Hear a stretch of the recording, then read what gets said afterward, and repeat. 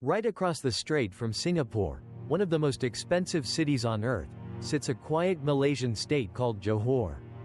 5 years ago, almost nobody in the global tech industry talked about it. Today, Johor has more than 5 gigawatts of data center capacity under construction or already approved. That's more than 3 times Singapore's entire pipeline, sitting 1 kilometer across the water. Microsoft, Google, Amazon, Oracle, Nvidia, ByteDance, all of them are pouring billions in. In a single year, Johor's live capacity grew 53%, the fastest of any market in the entire Asia-Pacific. This is the story of how Malaysia quietly stole Singapore's data center crown, and built one of the engines of the global boom in the process.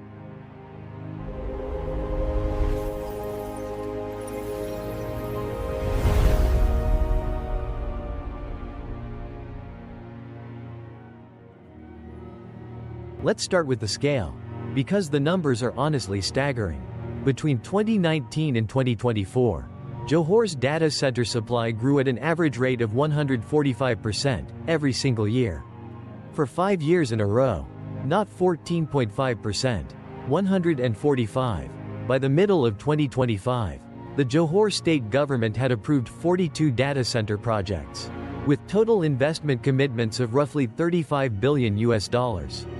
According to the property consultancy JLL, Malaysia's installed data center capacity is on track to more than double by the end of 2026, reaching just over 2,000 megawatts. But the more telling number is the pipeline. When you count everything under construction or already greenlit in Johor, not just what's running today, the planned capacity now exceeds 5 gigawatts. That single number has rewired the map of Asian compute. To make it real, you have to look across the water. Singapore, the city-state that has been Southeast Asia's data center hub for 2 full decades, sits on the other side of a strait barely a kilometer wide. Singapore's entire data center pipeline today is roughly 1.6 gigawatts. Johor has more than 3 times that, and the gap keeps widening.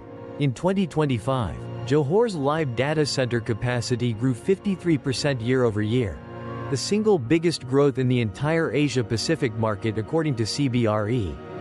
In early June 2026, CBRE named Malaysia and Australia as the 2 fastest-growing data center markets in the region. By 2030, the analyst consensus is that Johor will hold roughly 60% of all data center capacity in Malaysia. That's not gradual catch-up growth. That's a single border state doing in 5 years what other markets did in 15. And by every metric the industry tracks, megawatts under construction, capital invested, customer commitments, Johor is now in the same conversation as Tokyo, Mumbai, and Sydney, and a clear step ahead of Singapore. So how did a Malaysian state most outsiders had never heard of leapfrog Singapore? The story begins not in Johor, but next door. By the late 2010s, Singapore had a problem most cities would envy. It was too good at attracting data centers. Hyperscalers had poured in. Data centers were consuming roughly 7% of the entire country's electricity, on a tiny island already short of land and water. So in 2019, Singapore did something almost unheard of. It slammed the door shut. A formal moratorium on new data center development, lasting more than 6 years. The order from the government to global tech was simple: stop building here. But of course, the demand didn't stop. The cloud kept growing. AI workloads exploded. Hyperscalers had signed contracts with regional customers, banks, governments, app companies, that needed local data residency in Southeast Asia. And so the next best location in the region was, very literally, a 1-kilometer drive across the Tuas Johor Causeway. Johor had the 3 things Singapore lacked: cheap land, cheap power, and political will. Power tariffs were a fraction of Singapore prices. Industrial land was a fraction. Malaysian federal and state governments rolled out incentives, tax holidays, fast-tracked approvals, special zones. Existing submarine cables already landed on both sides of the strait, so the latency penalty for serving Singapore customers was nearly zero. From a technical perspective, you could put your servers in Johor and still call yourself a Singapore data center, same time zone. Near identical latency, same enterprise customer base. Moody's specifically called Johor out as a cost-efficient alternative to Singapore, and the global hyperscalers agreed with their checkbooks. By the time Singapore officially ended its moratorium in December 2025, 6 years after it started, the damage was done. Only 445 megawatts of new capacity was awarded inside Singapore, split between Equinix, Microsoft, GDS, and a consortium of AirTrunk and ByteDance. Most of the giants had already broken ground across the strait. The moratorium was meant to slow things down. Instead, it permanently redrew the map of where Asia's AI infrastructure gets built. Let's talk about who actually pulled the trigger. Look at any list of major data center commitments to Johor in the last 2 years, and you'll see the entire global big tech roster. Microsoft is there with multiple sites, including a second site acquisition completed recently. Amazon Web Services has been expanding aggressively. Oracle is building. Google, Oz, and Microsoft together anchor what the industry calls the Johor Cloud region. But the single biggest line item belongs to Nvidia, yes, the chipmaker. In partnership with the Malaysian conglomerate YTL, Nvidia is helping build a $4.3 billion AI data center campus inside Johor. That's not a server room. That's a multi-billion-dollar bet that Johor is going to be one of the major locations on Earth where frontier AI models get trained and served. Right next to that, ByteDance, the Chinese parent of TikTok, committed roughly $2.1 billion in expansion capital. ByteDance alone has gone from zero presence to anchoring some of the largest single sites. DayOne, the digital infrastructure arm of GDS, put down $3.5 billion in 2025. Equinix, AirTrunk, EdgeConX, the global co-location specialists who actually own and operate buildings, are all heavily present. And they are not subtle about it. When you add up the announced investment commitments, Nvidia plus YTL, Microsoft, ByteDance, DayOne, Google, Oz, Oracle, AirTrunk, Equinix, and dozens of smaller players, you are looking at tens of billions of US dollars heading into one Malaysian state. And this is happening at a very specific moment in the AI cycle. The big news of this week alone: Google has agreed to pay SpaceX roughly $920 million US dollars per month for compute access. Anthropic is paying $1.25 billion per month for a single data center near Memphis. Microsoft, Google, Amazon, and Meta combined are expected to spend over $700 billion on AI infrastructure in 2026. With the total possibly crossing $1 trillion. Compute capacity is the single most contested resource in the technology economy right now, and Johor is one of a handful of places on the planet where it is actually being built at scale. Fast. But this boom comes with a very real bill, and the bill is starting to come due. Start with electricity. The state-owned utility, Tenaga Nasional Berhad, has received data center applications totaling more than 11 gigawatts of demand. That single number is more than 40% of the entire installed power generation capacity of Peninsular Malaysia. Tenaga now expects data center demand alone to exceed 5.000 megawatts by 2035, making it one of the top 3 consumers of electricity in the country. Building that much new generation in a decade is going to require fundamentally rebuilding Malaysia's grid, new gas plants, new transmission lines, and a serious bet on renewables that hasn't fully materialized yet. Then there's water.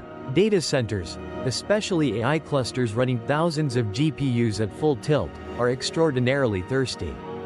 In Johor, Selangor, and Negeri Sembilan combined, projected data center water demand is around 808 million liters per day. Existing water infrastructure can deliver only about 142 million liters per day. That gap, almost 6 times what the pipes can currently handle, has become a political problem. In February 2026, residents of Gelang Patah, a town in Johor, took to the streets in front of a data center construction site.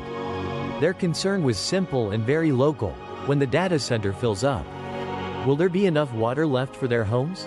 Kuala Lumpur has started responding. In early 2026, the Malaysian Minister of Natural Resources said the country was taking a, quote, more selective approach to approving data center projects, and that operators would soon have to, quote, pay a premium for water and electricity. Malaysia has effectively imposed its own selective moratorium. Non-AI data centers face heightened scrutiny. AI-grade builds get prioritized. And utility pricing is heading up. Some operators, like Bridge Data Center, are responding with recycled water systems, pilots that can cut potable water use by up to 40%. But for now, the brutal arithmetic remains. Johor wants to be Asia's AI capital. And the grid and the water table are reminding everyone that the digital cloud has a very physical floor. Step back from the megawatts and you start to see something bigger. Compute capacity has become the new oil of the global economy. It is the bottleneck under every AI model, every chatbot, every recommendation algorithm, and the geography of compute is being redrawn in real time. For decades, the world's data centers clustered in a few obvious places: Northern Virginia, Silicon Valley, Frankfurt, Tokyo, Singapore. They were close to fiber, close to customers, close to capital. AI has scrambled that map. AI training and serving needs cheaper power, more land, and looser building permits than the old hubs can offer. That has triggered a global hunt for places where you can put a gigawatt-scale data center next door to a high-fiber, high-capital market. Northern Virginia is filling up. Texas is filling up. In Asia, Singapore was the obvious home, until it wasn't. And Johor was suddenly perfectly positioned. Now zoom out one more level and look at where Asia's AI supply chain actually lives. Taiwan makes the leading-edge chips. South Korea makes the high-bandwidth memory that goes inside every Nvidia GPU. The chips ship to China, India, Japan, the United States, and increasingly to Southeast Asia, where they get installed in racks. And those racks, increasingly, sit in three places: Mumbai, Sydney, and Johor. In other words, Asia is no longer just supplying the world's AI hardware. It is increasingly hosting the AI workloads themselves. That's why the choice of where to build a data center has suddenly become a question of geopolitics. Western capital landing in Malaysia means Western data flowing through Malaysia. Chinese capital, like ByteDance's commitments, means Beijing has an outpost inside a US Ali's grid. Every gigawatt built in Johor changes who has leverage in Asia's digital future. And Malaysia, a country that 20 years ago was best known for low-cost electronics assembly, is suddenly hosting some of the most strategic infrastructure of the 21st century. That, more than any single hyperscaler announcement, is what makes the Johor story important. A quiet border town across the water from Singapore has become one of the places where the next decade of artificial intelligence is being physically built, server by server by server. That's the story of how Malaysia quietly stole Asia's data center crown. If this was useful, subscribe. We publish a new Asia data story every single day.